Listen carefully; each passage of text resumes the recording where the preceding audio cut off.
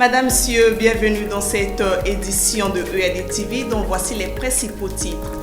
Les enseignants communautaires du Congo ont bénéficié d'une formation sur la tenue d'une classe et des réflexions pédagogiques. Cette formation a doté aux participants des connaissances dans l'exercice de leurs fonctions. Et puis, émulation scolaire au titre du premier trimestre au lycée de la Révolution. Plusieurs élèves ont été récompensés pour leurs efforts. Avec 17,11 de moyenne, Francia Elingui remporte le prix du meilleur élève de l'établissement. À présent, les détails. C'est sous le thème « La tenue d'une classe et des réflexions pédagogiques » que la Fédération des enseignants communautaires du Congo a organisé récemment un séminaire de renforcement des capacités des enseignants communautaires et volontaires. Objectif, améliorer le rendement scolaire. Reporter signé Love Pana. Ce séminaire de formation vise à renforcer les compétences des enseignants en vue d'améliorer le rendement scolaire. Et les communautaires, eux, affichent leur satisfaction. Nous sommes en collaboration avec l'inspection générale de l'enseignement primaire, secondaire et de l'alphabétisation. Comme je l'ai dit, nous attendons que le travail s'améliore. Parce que, bon, écoutez, ils sont en contact avec les enfants. Vous savez, enseigner, c'est la tâche la plus difficile. Donc ça veut dire que vous devez être outillé. Donc l'objectif de ces séminaires, ces enseignants qui ne sont pas sortis des écoles de formation soient suffisamment outillés parce que déjà le thème, c'est la tenue d'une salle de classe et les réflexes pédagogiques. Donc ça leur permettra de connaître davantage, puisqu'ils le savent, comment entretenir les enfants, comment entretenir la voix et les réflexes que les enseignants doivent avoir envers les enfants. L'initiative a également été appréciée par Madame Polo, la représentante de l'inspecteur général, qui a souligné l'intérêt de l'apprentissage. L'initiative est bonne. Déjà, que nos enseignants communautaires, pour la plupart, n'ont pas de formation initiale. Et c'est des enseignants qu'on a pris dans le tas, qu'on a envoyés dans les écoles, dans des classes par nécessité. Donc les former comme la FEC est en train de faire, c'est une très bonne chose. Et on aimerait même qu'il y ait d'autres associations qui emboîtent le pas pour faire la même chose. Ça va vraiment aider le système éducatif. Ce séminaire marque la première édition de la formation. Une pratique que la Fédération des enseignants communautaires entend étendre dans d'autres départements du Congo. Autre fait, la classe Confucius présente dans de nombreux pays à travers le monde a célébré le 3 février la nouvelle année chinoise communément appelée Nouvel An lunaire. Cette année, la classe Confucius du complexe scolaire Révolution Gampo Olilou a fêté à travers plusieurs prestations, notamment la danse, l'interprétation des chansons populaires chinoises, afin de marquer cette importante fête traditionnelle. Images et commentaires.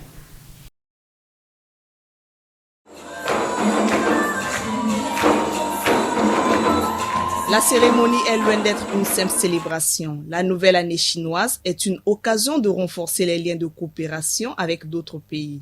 La démarche est appuyée par les présentations et démonstrations des arts martiaux, mais aussi l'interprétation des chants populaires chinoises.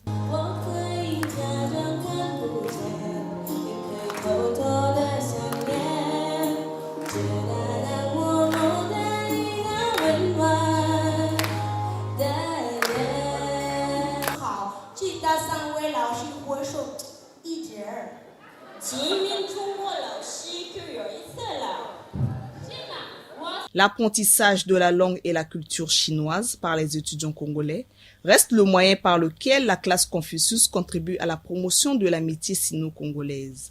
C'est un partenariat que le complexe Gampo Lilou lycée de la Révolution a depuis 2018. Et ce partenariat est en train de faire du chemin. Aujourd'hui, vous avez vu par vous-même des jeunes Congolais qui s'expriment en chinois. Et c'est un objectif que le ministère de l'enseignement préscolaire, primaire, secondaire et de l'alphabétisation s'était fixé. Mais déjà moi-même j'ai envie de m'y lancer parce que je me rends compte que la langue chinoise, après l'anglais, c'est une langue très sollicitée. Et donc j'invite tous ceux qui veulent apprendre la langue chinoise, notamment les élèves de Brazzaville, de se présenter au lycée de la Révolution, de prendre contact avec l'Institut Confucius pour qu'ils apprennent la langue chinoise qui est une langue d'avenir. Les étudiants saluent l'approche des classes Confucius et exhortent d'autres étudiants à apprendre la langue chinoise. Lancement à Brazzaville de la 2e édition du concours d'Afra Pharma basé sur la communication scientifique et d'éloquence. Organisé par la société d'Afra Pharma, ce concours a pour objectif de relever le niveau des étudiants en médecine et en sciences de santé l'OFPANA. Ils sont au total 12 étudiants à avoir participé au concours de communication scientifique et d'éloquence avec des thématiques variées parmi lesquelles les inégalités de santé sur l'accident vasculaire cérébral en Afrique subsaharienne. Revue systématique 2023. Le concours vise à relever le niveau des étudiants en faculté de santé. Nous avons pris 2 candidats par année. Donc 2 candidats en 4e année, 2 candidats en 6e année et 2 candidats en 6e année qui vont concourir et on va prendre un gagnant. Si tous sont suspendus au résultat de ce test, certains candidats affichent leur optimisme. J'espère que j'ai bien présenté durant le concours et je pense bien, grâce à Dieu, que je serai retenu parmi les meilleurs. Nous disons merci à DAFRA. Ça nous a permis d'apprendre beaucoup de choses. Il y a des choses que je ne connaissais pas, que j'ai appris juste durant la compétition. Ça nous a appris aussi à grandir. DAFRA Pharma n'est pas sa première expérience. Après la 2e édition, l'association entend poursuivre ce qu'elle présente comme une vocation. Après une semaine de compétition, 12 lauréats ont reçu des prix d'encouragement. Retrouvons une fois de plus l'OFPANA. Un chèque de 100 000 francs CFA, des ordinateurs, des tablettes et bien d'autres types de prix, c'est la moisson du concours d'excellence d'Afra Pharma. Cette 2e édition a permis d'évaluer les étudiants de la faculté de santé en communication scientifique et en éloquence.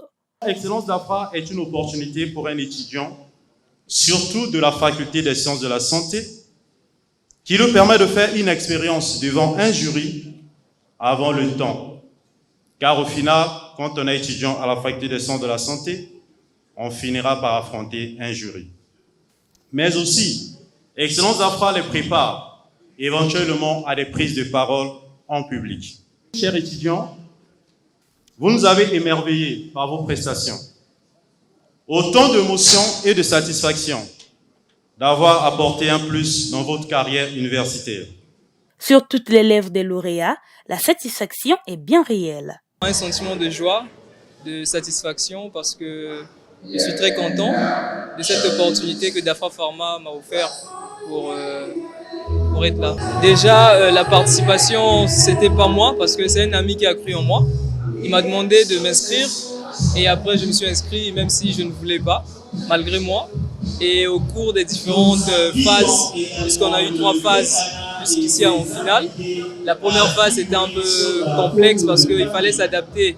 Parler en public, c'est pas toujours facile, mais grâce à DAFRA Pharma et à cette expérience, on a pu traverser cette étape-là. Au fond, les lauréats étaient en compétition depuis le 23 décembre et c'est le 30 du même mois que tout s'est achevé. Dans un autre registre, 2024 année de la jeunesse, décrété par le président de la République, Denis Sassou Nguesso, lors de son message des vœux à la nation le 31 décembre dernier. Seulement, cette déclaration ne cesse d'alimenter les débats, alors que certains jeunes se montrent très enthousiastes, d'autres par contre restent optimistes. Brèche Malanda signe ce reportage. Des avis presque divergents sur les attentes après la déclaration du président de la République. Pour certains, une année consacrée à la jeunesse est une reconnaissance des problèmes qui gangrènent la couche juvénile.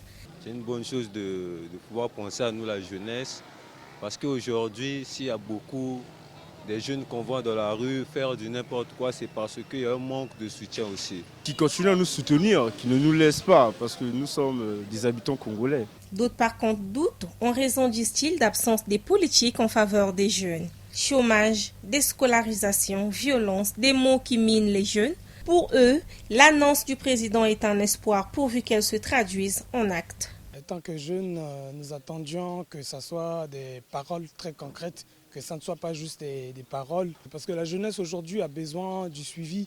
Le taux de chômage au Congo est très élevé parce qu'il y a beaucoup de jeunes. les jeunes ne travaillent pas. Du coup, il y a la délinquance ici au Congo. Donc, ce qu'il lui a dit, c'est bel et bien de parler, mais ce qui est plus mieux, c'est de réaliser ce qu'il lui a dit. De créer des entreprises parce qu'il y a beaucoup de jeunes qui sont diplômés sans emploi. Si ça se réalise, pour moi c'est mieux. Tout le monde sera content. Un avis partagé par certains parents qui soulignent la nécessité d'élaborer des politiques qui concernent les jeunes. La jeunesse est la base d'une société. Nous devons d'abord inciter les enfants à aller à l'école, avoir un niveau d'études, parce qu'après avoir acquis un niveau d'études, ils peuvent rédiger un projet. C'est une continuité. Les jeunes sont formés à l'école primaire, au collège, et après ils sont initiés à des entrepreneuriats. Ils peuvent aller à l'enseignement technique, où eux-mêmes, ils peuvent aussi réfléchir à créer une petite entreprise de production, par exemple de jus naturels, parce que le Congo est un pays qui a une diversité de fruits. D'après les statistiques, les jeunes constituent plus de 70% de la population. Au Conseil des ministres du 18 janvier dernier, le gouvernement avait annoncé la création de 10 000 emplois publics et 90 000 emplois au travers d'autres mécanismes. Cette nouvelle initiative gouvernementale qui appelle les jeunes à une prise de conscience collective suscite de nombreuses réflexions. Mais quels sont les défis auxquels le gouvernement doit relever? Éléments de réponse dans ce reportage. Le Conseil des ministres du 18 janvier a fait l'écho du discours du président de la République. Dans son allocution de fin d'année, le chef de l'État a consacré l'année 2024 à la jeunesse. Une préoccupation relayée au cours du dernier Conseil des ministres qui met l'accent sur l'employabilité juvénile. Au fond, les problématiques liées à la jeunesse sont des réels défis pour le gouvernement congolais. Chômage, violence, décrochage scolaire, autant des mots qui minent la jeunesse congolaise. En effet, si elle constitue plus de 60% de la population congolaise, la jeunesse est cependant la couche sociale la plus frappée par le chômage. Aujourd'hui, les violences en milieu juvénile est une préoccupation pour le gouvernement qui entend renforcer le dispositif de formation professionnelle, favoriser l'insertion des jeunes diplômés sur le marché du travail. Pour le gouvernement, il faut stimuler la création d'emplois en vue de répondre à la demande de la jeunesse. Pour beaucoup de Congolais, la formation, la création d'emplois, la prise en charge de la jeunesse sont entre autres des pistes pour faire face aux besoins des jeunes. Je vous emmène à présent à la découverte du CG Auguste Bitindu, situé à Mpissa dans le 2e arrondissement de Brazzaville. Créé en 1973, ce collège d'enseignement général chargé d'histoire porte le nom du premier commissaire du mouvement national des pionniers. Plus de détails avec Welcome Devolo. L'historique d'Auguste Bitindu est ignoré. Pourtant, le collège figure parmi les plus anciennes écoles du Congo. Construit en 1973 par les missionnaires, le CG Auguste Bitindu porte le nom du premier commissaire du MNP, Mouvement national des pionniers. Dès ces premières heures, le CG ne compte que quelques salles de classe qui accueillent les élèves. Il y a 4 bâtiments qui abritent les salles de classe. 4 bâtiments. Le premier bâtiment abrite les classes de 3e et de 4e et une classe de 6e. Le deuxième bâtiment abrite les salles de classe et le bureau des surveillants généraux. Le troisième bâtiment abrite une salle de classe de 6e et 2 classes de 5e. Et le dernier bâtiment qui est là abrite la bibliothèque, la salle des professeurs et des maisons d'astreinte. Les maisons d'astreinte sont des salles de classe qu'on a transformées en logements, dans lesquelles vivent le surveillant de la vague B, le D de la vague B et 2 enseignants prestataires. Au fil des années, le CG Auguste Bitindu affronte les difficultés, mais le collège se métamorphose grâce à l'engagement de la communauté éducative. Il augmente son offre de formation et améliore les conditions de travail, faisant ainsi la fierté du 2e arrondissement de Brazzaville, Bas-Congo. L'école vit s'il y a la discipline. Si vous voulez faire des résultats, il faut commencer par implanter la discipline. Sans discipline, il n'y a pas de résultats. Quand je suis arrivée, je n'ai pas trouvé le portail. C'était grandement ouvert, c'est clôturé, mais il n'y avait pas de portail. En 51 ans d'existence, le CG Auguste Bitindu affiche quelques prix qui marquent son parcours. Et depuis sa création, 18 agents de l'État ont déjà occupé les fonctions de directeur de ces collèges, parmi lesquels Patricia Laure Oumba, actuelle directrice. C'est la fin de cette édition. Merci de votre fidélité sur EAD TV. Bonne semaine à tous.